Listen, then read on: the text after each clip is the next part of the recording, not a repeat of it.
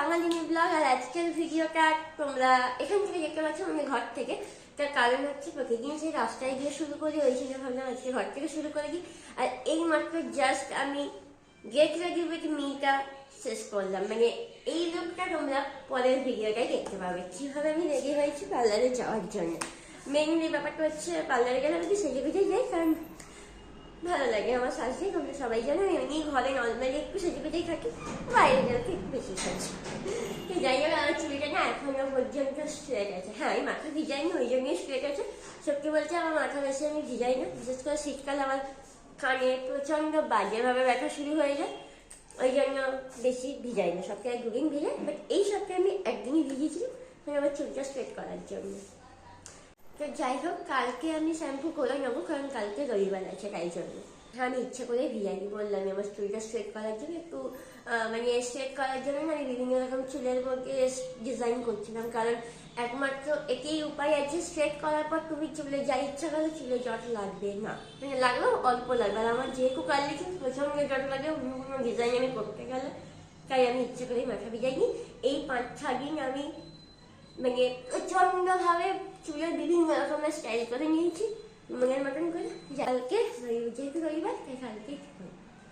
তো যাই হোক, চলো ক্লাসে যাই, ক্লাসে গিয়ে তারপর তোমাদের কাছে আবার ফিরে আসছি। চলো।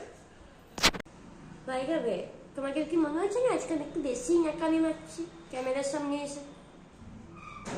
মাঝে মাঝে ন্যাকামি করা ভালো। চলো, চলে এসছি ক্লাসে। সবাই আজকে চলে এসছি, সাজুগুজু করে এসছে না?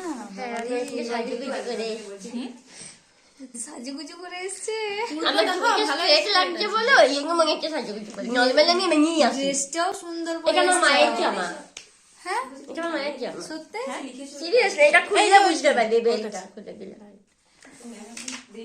কোনখান থেকে দেখেছো মিমি? এই মেয়েটা হচ্ছে নতুন। তোমার নাম কি? আমাদের নতুন ফ্রেন্ড হয়েছে। হ্যাঁ, মুখটা আমার চেনা লাগছে, খুব খুব চেনা লাগছে মুখটা। তোমরা এই পুচকুটাকে চিনতে পারছো? হ্যাঁ, সেই শ্রদ্ধাগির মেয়ে। ও আজকে আবারও এসেছিল, যেহেতু শনিবার ছিল। আর এখানে তারপরে ক্লাস শেষ হওয়ার পর শ্রদ্ধাগি এখানে দেখতে পাচ্ছ টিফিন বক্স নিয়ে বসেছে, কারণ ম্যামকে খাবার দেবে। আর আজকে 3 জন কিন্তু ম্যামের জন্য খাবারও আনা হয়েছিল, কারণ আজকে আমাদের খাবারের খরচটা একটু বেশিই ছিল। আমাদের পিকনিক বসেছে আজকে। এখন আপাতত মনে কি আমাদের স্পেশাল আজকে রেসিপি হচ্ছে পনির, মটর পনির আর পোলাও। মটর পনির হচ্ছে শ্রদ্ধাগি, আর পোলাও হচ্ছে মনিদি। হ্যাঁ, আজকে ছবি তোল। কেমন হয়েছে মনিদি? দারুণ হয়েছে, সত্যি খুব সুন্দর হয়েছে। তোমার পনিরটা খাচ্ছি, একটুখানি দাঁড়াও।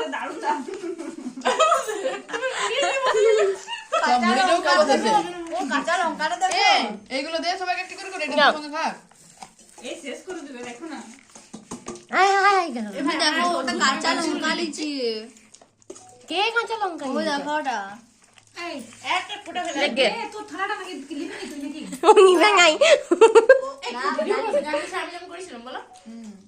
সময় এনেছিল আবার সবাইকে হাতে।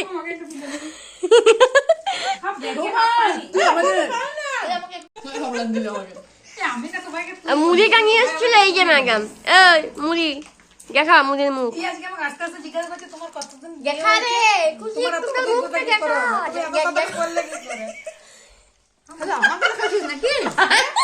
এখন নামটা বলে বলবি একটুখানি, দাদা লেসটা এগিয়ে নিয়েছিলেন তাই বের করে দেওয়া হয়েছে।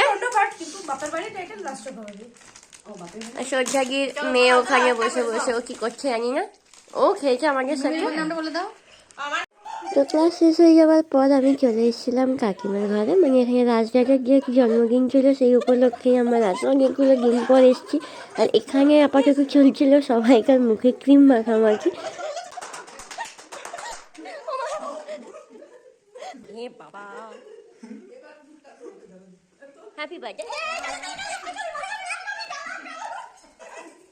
আমি চশমাটা খুলতে বলছে না।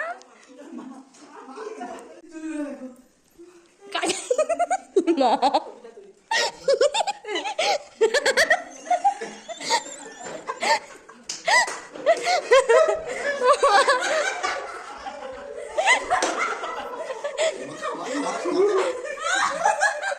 সুমিতা চোখ দেখে তো চলে এসেছি বাড়ি, আর আমার মুখের অবস্থা খুব বাজে। আমি ওখানে ভিডিওটা শেষ করতে পারিনি। তো যাই হোক, চলো ভিডিওটা আর বাড়াবো না, ভিডিওটা এখানেই শেষ করছি। ভিডিওটি ভালো লাগলে লাইক কমেন্ট শেয়ার করতে বলুন। দেখা হচ্ছে পরের মিনি ব্লগে। তখন টাটা।